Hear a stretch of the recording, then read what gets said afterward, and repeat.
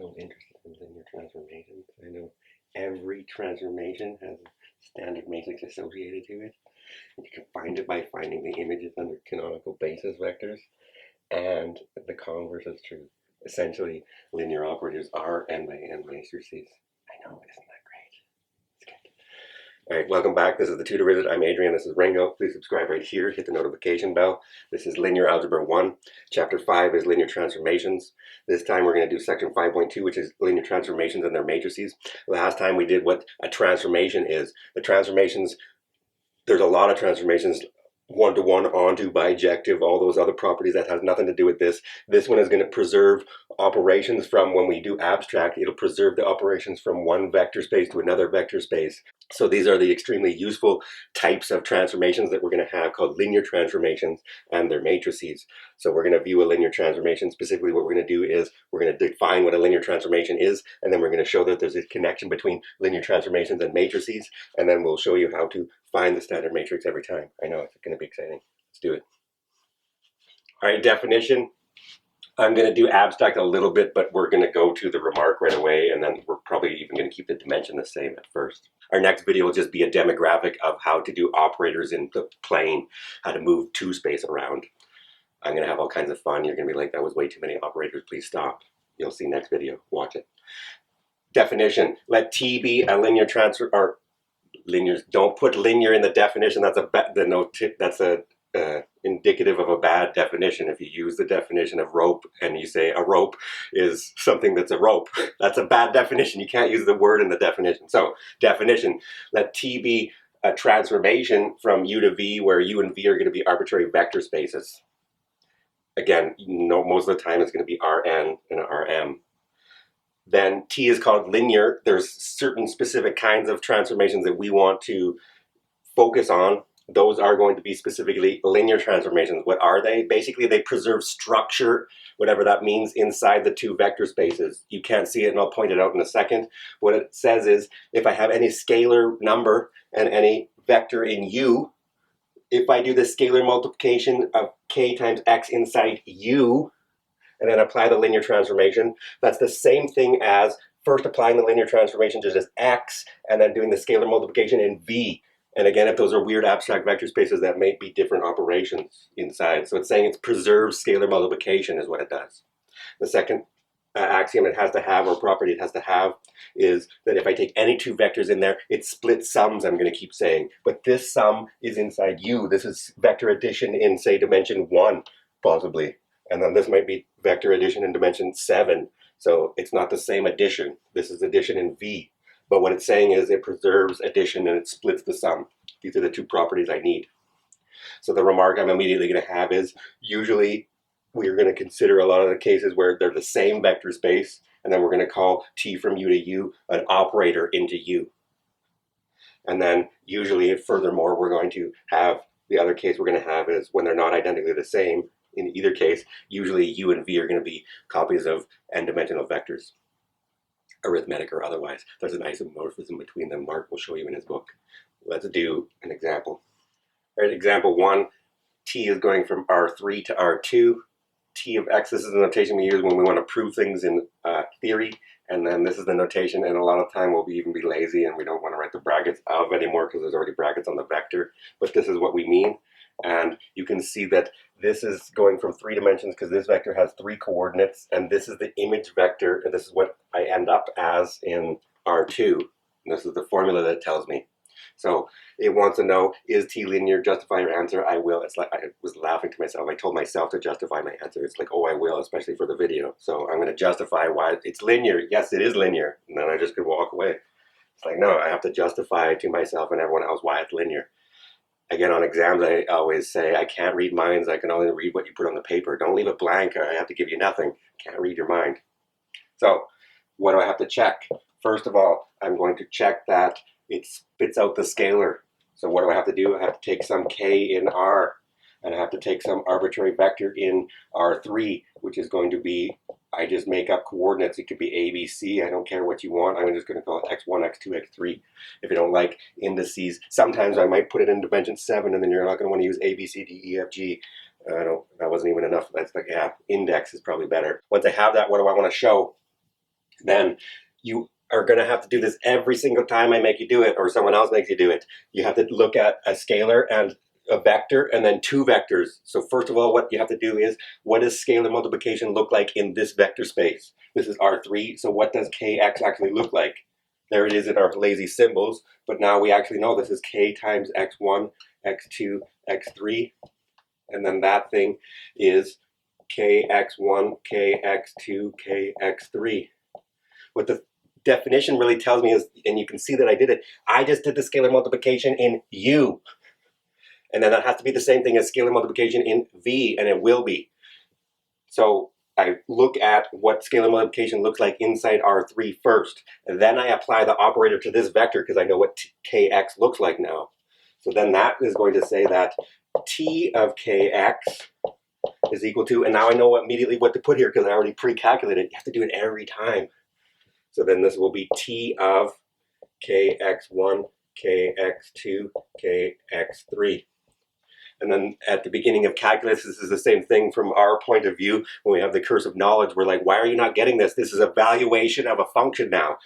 If I put something in the brackets, this is what you have to spit out. I don't care what's in the brackets. This is it tells you what to do to this. So here's my three coordinates. What does it say the image vector is going to be? It's going to be two-dimensional. It's going to have two coordinates. What's the first coordinate? You take these two guys and add them, regardless of what's there.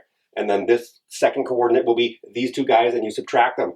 So here now I have a different vector in there, and I didn't put my already of because I'm lazy. And then so what is this going to be? There's my three coordinates. It tells me it's going to be two-dimensional. What's it going to be? The first coordinate is these two, whatever's in there, the first two coordinates added. So kx1 plus kx2. What's the second coordinate? It's this one and subtracted. Kx1 minus kx3. Evaluation of a function. What's in the brackets tells you that's what you do to the thing when you spit it out to the outcome in the grinder of the machine. A function's a rule that sends something to something. Yeah, that whatever's in there, do that to it. Now I have to see that.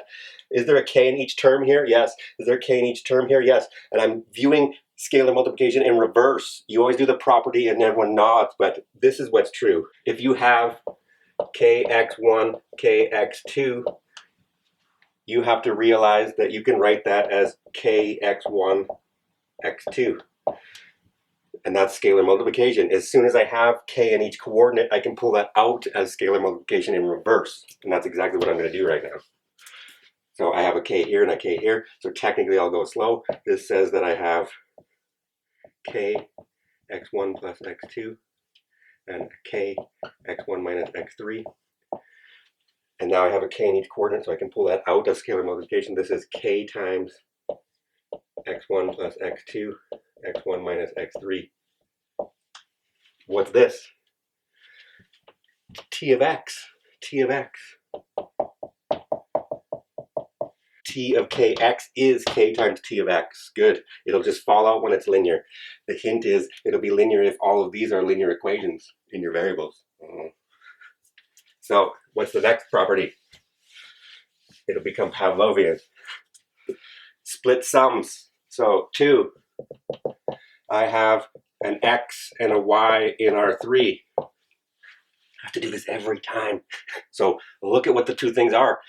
They're in R3, they're going to have three coordinates. Who's this guy going to be? X, Y, X1, X2, X3. Who's this going to be? Oh, I'm not going to be inventive. I'm going to call it maybe Y1, Y2, Y3. And then I have to look at how do you add vectors in 3 dimensions? Coordinate-wise. And then I'll apply T to it and see what happens. So what does that mean? Well, if they're in this weird vector space, that means X looks like this.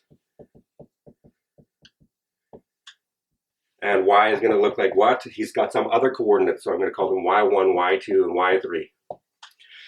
Then what is X plus Y? That's X1, X2, X3, plus Y1, Y2, Y3. You don't have to do that step if you already get what I'm doing, but how do you do this addition? This, in our vector space, is coordinate-wise. X1 plus Y1, X2 plus Y2, X3 plus Y3. Now, even though this is more complicated, this is the first coordinate of this vector, W, a new vector that I created from X and Y. The first coordinate of W is X1 plus y1. The second coordinate is this guy, and the third coordinate of w is this guy. Now I'm going to do what is t of w, which is the sum. Then t of x plus y is equal to what? Well, t of x1 plus y1, x2 plus y2, x3 plus y3. What is this going to be? Well, this is the rule that it tells me every time. I should have put it in purple. Whatever's in there, it has to do this. You take the first two coordinates and add them in the image. So these are my first two coordinates. So this will be what? A two-dimensional vector. And it'll be this one plus this one. So x1 plus y1 plus x2 plus y2. And then what's the second coordinate? It's these two subtracted. So x1 plus y1 minus x3 plus y3. Now what I have to do, group the x's together and group the y's together because I want to see addition in reverse and split it apart. So the next move is, this is x1 plus x2 plus y1 plus y2 grouped together, and then distribute the negative goes onto both. This is x1 minus x3 plus y1 minus y3. And then I have to see that this is addition of two vectors in reverse. It's this vector plus this vector. I have to squeeze that in there. This is x1 plus x2, x1 minus x3 plus y1 plus y2, y1 minus y3. Who's this? T of x. Who is this? We'll put y's there instead of x's. This is t of y. So this is t of x plus t of y. There's the justification. It doesn't change. The only thing that changes is the vector spaces. The operations are, I have to see what happens to a scalar multiplication, and I have to see what happens to addition. Every time I do that, first build the scalar multiplication in the first set and see what happens, and then build the addition in the first set and see what happens. Once I do that, I can say, therefore, yes, t is linear. Don't forget, you can do a sentence even if you want. Yes, t is linear. Use your words, children. Use your words. Don't call me children. We're 20. Let's do further properties. Actually, before we move on to do a couple more properties, what I want to note is who is the zero in R3? I'll put that to emphasize that the zeros are different. This is the zero that has three coordinates, and the zero in R2 has only two coordinates. And what I'm going to note is we're going to have a property that generalizes, so it's always true in fact. But notice that t of 0, 0, 0 is equal to, what does it do? Well, it sends the first two coordinates of this, and then these two, and it subtracts them. So I'm going to get 0 plus 0, 0 minus 0. Luckily, this is 0 and this is 0. So it mapped 0 in R3 to 0 in R2.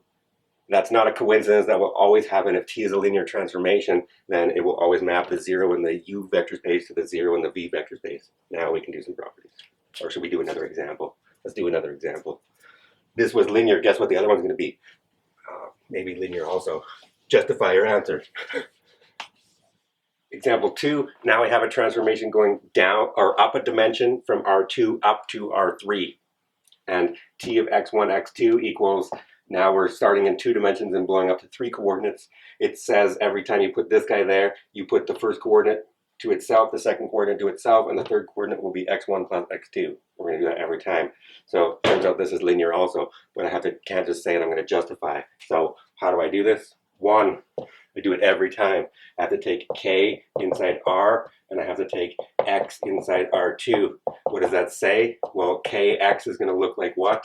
This is k times x1, x2, which is, guess what, coordinate-wise, it's never going to change, especially when it's always vectors. It'll be kx1, kx2, and I just have to literally go through the motions. Now what do? Now I apply t to this guy. This is a point in space, 2 space. I'm going to move it with t to a point in 3 space. Where does it go? T of kx now is going to equal t of, I already created it ahead of time, so I know what to put there. Kx1, kx2. Now I've got something there. What does it say I do to it? Whatever's in there, I do. It's a 3-dimensional vector now. This guy goes to the first spot. This guy goes to the second spot. And then I add these in the third spot. Now, okay, I can go extra slow. This is kx1, kx2, and when I do algebra and I tell students, yeah, don't be fancy, pull the k out first and then divide by the number. In this case, then pull it out. So I have a k in each coordinate. I can pull that out now in reverse scalar multiplication. This is k, x1, x2, x1 plus x2. Don't think about elephants. Son of a bitch. So what does that say? Who is this guy? This is k times t of x. So it spit out scalars. Good. The second one, what do I have to do? I'm going to squeeze it in. Every time I have to take two guys, x and y in there, okay? What does x plus y look like? Well, he has two coordinates and he has two coordinates, so it will be x1 plus y1 and x2 plus y2.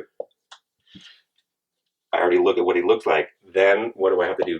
Hit it with t. So this should be t of, I'm going to run out of room anyways. So let's move it up. That's what x plus y looks like there. So if this is x plus y, I moved it up magically with editing. Then I hit it with t. This should be t of x plus y is equal to, that's the notation we use. And then what does it actually look like? This should be t of x1 plus y1, x2 plus y2. What do I do with that? This. So it says it should be the first coordinate. The second coordinate goes here. And then I add these two in the last coordinate, x1 plus y1 plus x2 plus y2. For the adding, if it's going to be linear, group the x's together, group the y's together now. This is equal to x1 plus y1, x2 plus y2, x1 plus x2 plus y1 plus y2. Now that I can see that down the middle, this is the addition of this vector and this vector.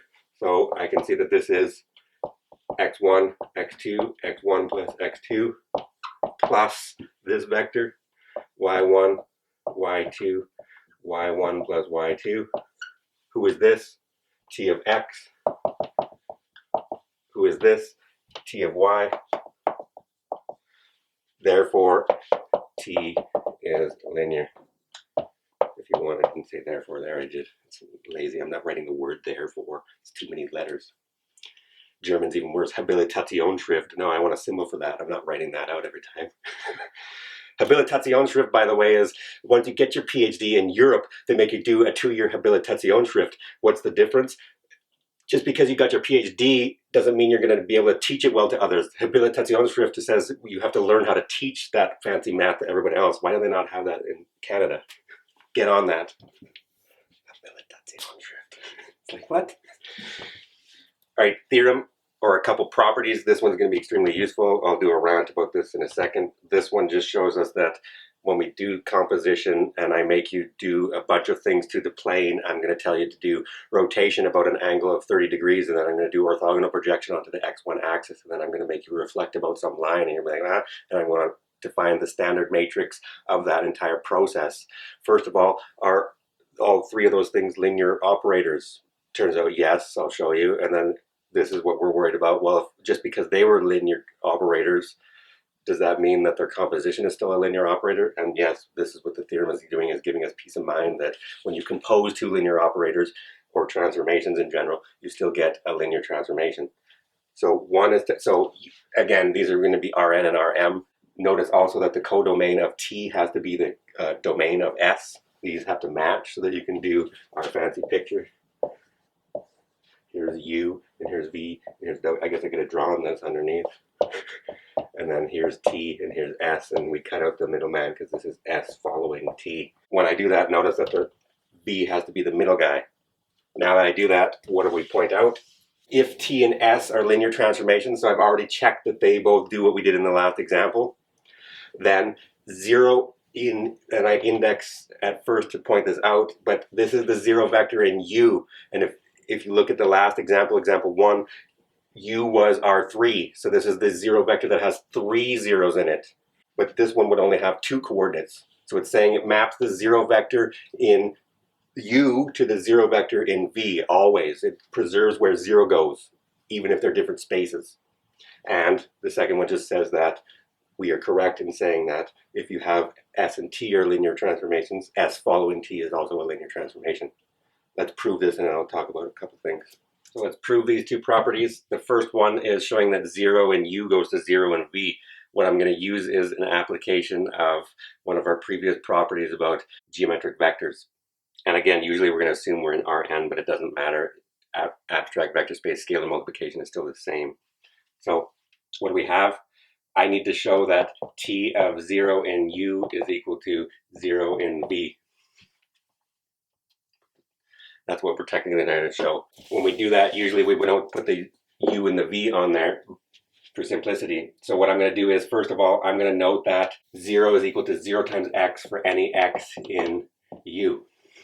And now what I'm cleverly going to do is, because T is linear, and I've assumed that, it has to spit out scalar multiples. And then I know that in V, before I set this up so you can't see it, in our vector space V, 0 times T of x has to be the 0 vector in V, because this is just an arbitrary, if I want to look at this as just a single guy, usually we call that y, that'll be 0 times a vector y, which is in V now. And what is this property again? We know that has to be the 0 inside V. Using that, cleverly, it's a one-liner now. Once you've done all the prep, it's like you use 2 lines to prep that to call it a one-liner. Okay, so it's 3 lines. Either way, what does that tell me now? I cleverly say, well, T of the 0 vector in U is equal to this 0 times any vector. Oh, I forgot the T. I got excited. This is, who is that guy? I can cleverly use this property. This is 0 times any vector in X. What do I know? Because T is linear, it has to split the scalar out. And now I can use this. This has to be the 0 in V. And we're done. If T is linear, I should go through this rant right now. Also, the converse is false. Even if I do from one dimension, f of x equals x squared is not linear. Operator from R to R. The dimension can be 1 if you want. Now we're in calculus land. Oh, no, don't do that. Yes, this still applies. Is this linear? No, definitely not. If I do, how do I know? Well, first of all, what's this? This will be k squared times x squared, not equal to k times x squared. So this is not equal to, and this is k times f of x. So it's not. What that says is it didn't spit out scalars, so not a linear transformation. So this is a nonlinear transformation. It's the parabola. My point being is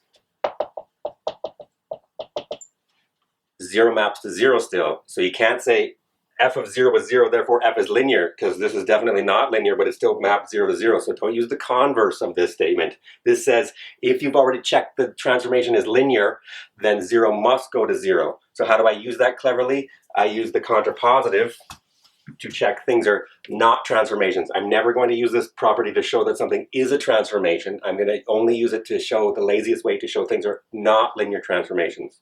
What we're going to do is we're going to use it this way. If T of 0 is not equal to 0, then T is not linear. What the real statement is T linear implies, A implies B is the declarative statement, then T of 0 equals 0. I left out the U and B, but you see what I'm saying, hopefully. This is A implies B. The contrapositive of that is not B implies not A. And that's exactly what we have here. If not 0, then not a linear transformation. And this is how I use this statement always. If I throw a transformation at you and I say, is this linear? Check if 0 goes to 0. If it doesn't, you can automatically say not linear. I don't have to check the other properties.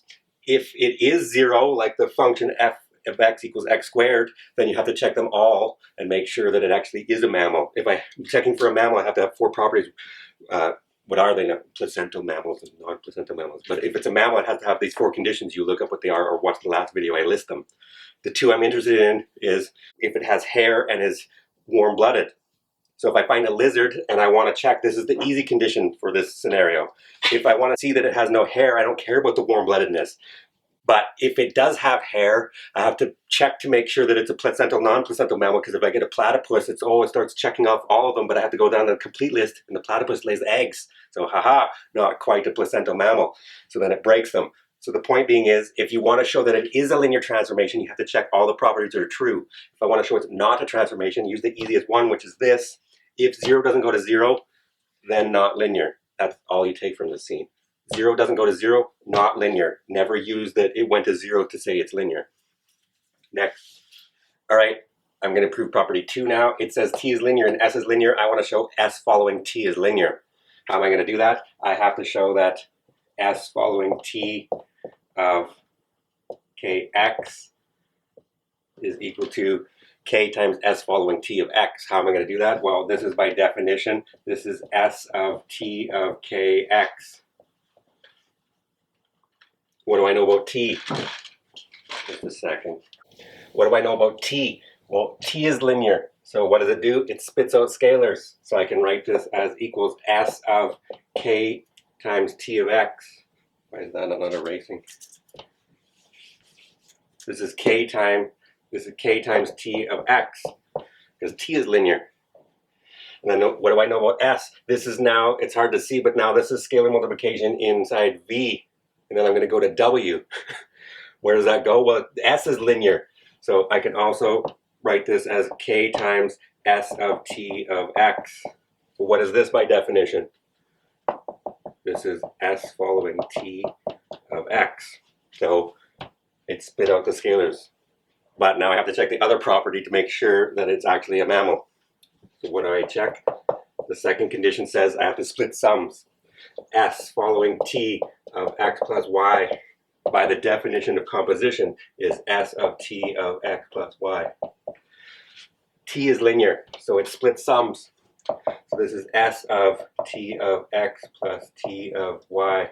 And this sum is now in the vector space V, and we're going to W. But we know S is linear, so it splits again, and this is going to be S of T of X plus S of T of Y. So what is this? This is S following T of X plus this is S following T of Y. This says S following T is linear, QED. Therefore, when we do this in the next one, when we do demographic and I make you move a bunch of transformations around, how are you going to find the standard matrix of this general? What's the standard matrix? We're going to do that next. But how do you find the standard matrix of the composition? You're going to really like the theorem. You just multiply the matrices on the left. On the left, always. Let's get to it. Okay, theorem. I won't prove these ones. You can look in Dr. Solomonov's textbook if you want, or most linear algebra books. But what do we have? We have the following. One, and I'm counting the definition in here, all matrix transformations, so a transformation T from Rn to Rm is called a matrix transformation if moving points around is the same thing as multiplying on the left by a matrix. So all matrix transformations are linear transformations. What do I have to show? If this is what happens, you have to be able to split scalars out and split sums, and you'll go to chapter 3 in this playlist and look at properties of matrices and show that you can move scalars to the front when you multiply two matrices, and you can split matrices in a sum. So this is all going to work out nicely. It's definitely a linear transformation. I just, in rhetoric, just proved that statement. Then the other thing that we have, which is more important to us, is every linear transformation does indeed have and can be represented as a matrix transformation. This is now a biconditional statement. If you're a matrix transformation, then you're linear. If you are a linear transformation, then you are a matrix transformation. Matrix transformations are linear transformations of the same thing. So essentially moving things around with a linear transformation is the same thing as multiplying by matrices. Linear transformations are essentially matrices, and this is the connection between them. Therefore, our terminology will always be, once we have this theorem, and you need to now just put that into your mind from this scene is all you're going to take away from that. Linear transformations always have a matrix associated to them. It's called the standard matrix, and usually to make this emphasis that they're not exactly the same. The transformation isn't the matrix, but sort of it is. So we're going to use the standard matrix. T is the linear operator. The matrix of T, I put brackets around it for the matrix, and usually we'll just call that A. And then we're going to call that the standard matrix because every linear transformation has a standard matrix. Question. What you should be asking this question yourself immediately. I claim for every linear transformation, it has a matrix. How do I find it? How do I find it? Let's do that. One more theorem. This is useful before I start doing some more examples. And I always like to check because everyone just nods in class. And I'm like, yeah, what does that mean or say to you? I'm going to guess nothing. Let's unpack it. Let T be, and now I'm going to switch already, a linear transformation from Rn to Rm, which is usually going to be the vector spaces I use. Moreover, it will usually be the same dimension. But in general, let T be a linear transformation from Rn to Rm. Then we already know from the previous theorem it has to have a standard matrix. What this theorem is telling us is how to systematically, if you're stuck, how to find that standard matrix. Let E1 to En be the canonical basis of Rn, or the standard basis, which means what? Each of these EI's has 0 in every coordinate except for a 1 in the ith coordinate. It's I and j in dimension 2. I is 1, 0, we call it. Usually now we're going to call that E1. And E2 is j, which is 0, 1. So there's the canonical basis of dimension 2. This is what we mean by that. Now that I have that in every dimension, what is the standard matrix of T? This guy. What does that mean? That means that I take the transformation, I take this vector E1, I apply the transformation T to E1, and I see what happens, and that becomes the first column of the matrix. This is the column vector. Then I take the second vector E2, he's there, I just didn't write him, and then I apply T to that, and then that's the second column all the way down to, these are columns of the matrix. How do I get the columns of the standard matrix? They're the images of the canonical basis vectors under T. That's what that means. Let's do an example, and you'll see what I'm saying with this, especially for, it turns out, rotations in the plane and in space are linear transformations. How do I find their standard matrix? Well, this is going to be extremely useful for that one specifically. Let's get to it. We're finally doing it. Standard matrices. All right, example 3, find the standard matrix of this transformation T from R3 to R2. Notice that I'm using the same one, and in my mind, I'm already assuming, or I've checked that T is in fact linear. That's example 1, shows that it's linear.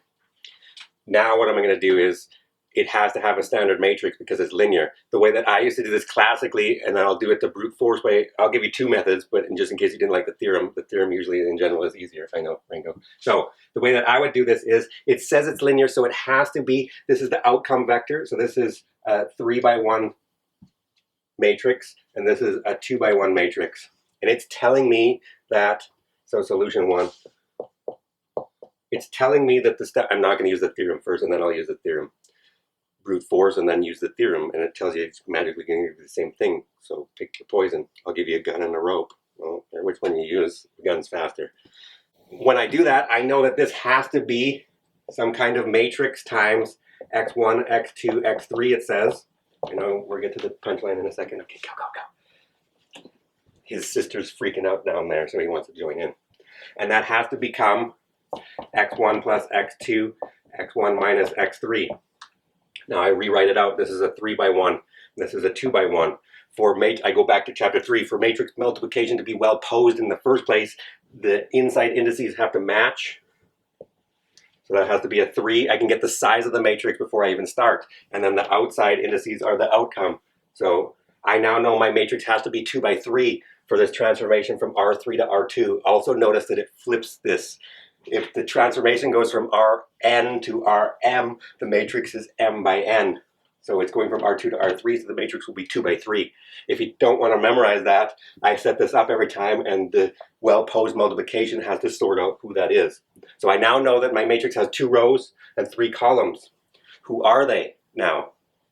Well, I'm going to view this as matrix multiplication. How do I get Mij for the matrix multiplication of A and B?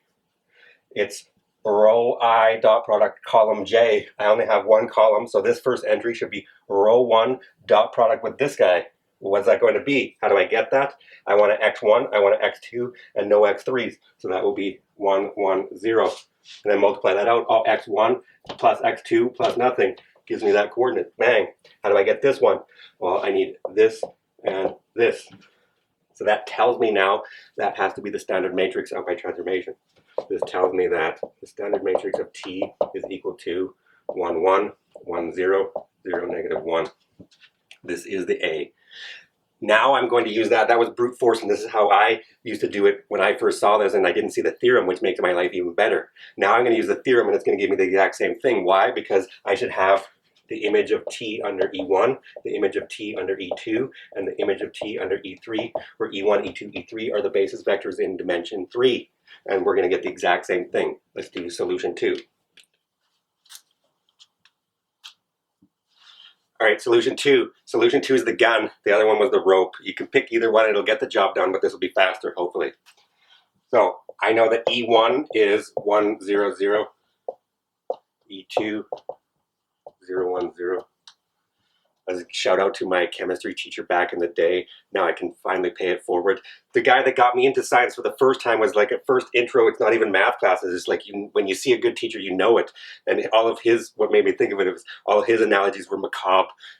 Like he would say equilibrium in the human body system is about 30 minutes after death. That's when everything stops changing. Otherwise you're at Le Chatelier's principle and everything's moving in your system. When do you get equilibrium? After death. So all of his were macabre. So shout out to Dusan Ristic Petrovic. Yeah, I still remember you. I saw him at a Slayer concert in like the early 2000s, heavy metal. Yeah, awesome. So yes, most of my analogies are macabre. Probably because of Dusan. It's not my fault. These are the canonical basis vectors of R3. Now what does T do to E1? Well, this is T of 1, 0, 0. Where does that go? Well, it takes the first two coordinates and does this. So I'm going to get 1 plus 0. And it takes these two coordinates and subtract them. So 1 minus 0, which gives me 1, 1. That's the image of E1 under T. And what's T of E2? This will be T of 0, 1, 0, which will now be what? This will give me 0 plus 1 and 0 minus 0, which is going to give me 1, 0. And what is T of E3? This is T of 0, 0, 1, which should be 0 plus 0. And I'm going to get 0 minus 1, which is 0 minus 1. I put this together, and this says that the standard matrix of T is equal to T of E1, T of E2, T of E3. Let's squeeze that in there. Those are horrible symbols. What does that mean?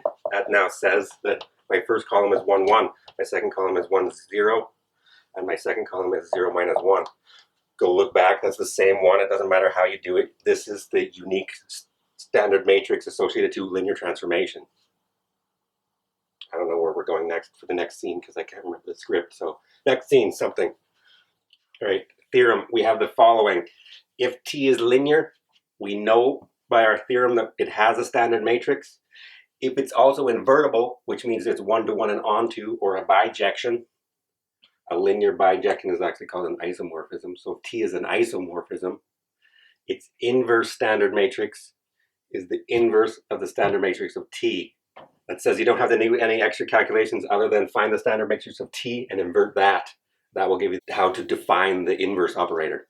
And if you have that S and T are two linear transformations, then their composition is also linear, we saw, and the standard matrix of that linear transformation is S multiplied on the left by T. So if you do this first, then this. So it has to be list that matrix first, then this matrix. We're going to do this a whole bunch of times in the next video when we do a demographic of operators on how to move points around in 2 space.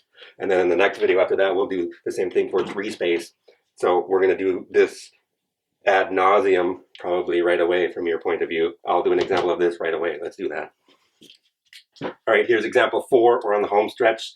T is an operator now from R2 to R2. That'll be the next video exactly. It's just going to be a demographic of moving points around in space, projections, reflections, rotations, these types of things in R2. And we'll do it in R3. That's where you do the airplane, yaw, pitch, and roll. How do we do rotations in 3 space? But this is an operator from R2 to R2. What does it do? It takes points and it moves them to this hot mess. I claim that this is a one-to-one and onto operator, and it's a linear operator, which I've assumed that I've checked, and it says find the inverse matrix of T. And I already used the formula. That's what we have to find, but I already know by the theorem that's this guy. So that's the way I'm going to compute this. So yes, as an exercise, check that this is one-to-one and onto, and therefore a bijection. And so it's invertible. The quick check is I should list this as a theorem, but as long as the determinant is non-zero. So 4 minus 3 is 1, so this is invertible. So I know it's a bijection, and it's linear, because this is a linear equation, this is linear. Check the two properties. So it's linear, and it's invertible. Therefore, I know it has a standard matrix. How do I find that? Well, first of all I'm going to do is, what is T of E1? T of 1, 0 goes to 1 times 3 times 0. Negative 1 plus 4 times 0, which is the vector 1 minus 1. T of 0, 1 is equal to 0 minus 3 times 1, negative 0 plus 4 times 1, which is the vector negative 3, 4. That clackety clackety clack is me. I'm going to take those down eventually, but that's cats walking through a partition that I now have to take down because it was a bad idea. These are the images of the canonical basis vectors of R2. And that says that my standard matrix of T is equal to 1 minus 1, negative 3, 4. To find the inverse of this, or the standard matrix of the inverse, all I have to do is find T inverse standard matrix is going to be the inverse of T, which is minus 1. How do I do that? Well, the determinant of this guy is equal to 4 minus 3, which is 1. And so the inverse of this guy is equal to 4, 1, 3, 1. And that says that the inverse is equal to, I can see that this will be 4x1 plus 3x2, x1 plus x2. Because I could quickly find the standard matrix and do the game in reverse, I now have an explicit algebraic expression for the inverse matrix, and I didn't have to cook it up in the weird ways that we would in calculus or otherwise. I just use the theorem, find its inverse by inverting the standard matrix of T, and then doing it in reverse to find the explicit expression for the inverse operator. So if you check these, T composed with T inverse should just give you x1, x2 for every x and vice versa. These are our properties. So this is how you find the standard matrix of an inverse if the operator is invertible. And same for composition. You can try that, or we're going to fill our boots with that in the next video. Please watch the next video. Subscribe right here. Hit the notification bell right there. I'll see you next time.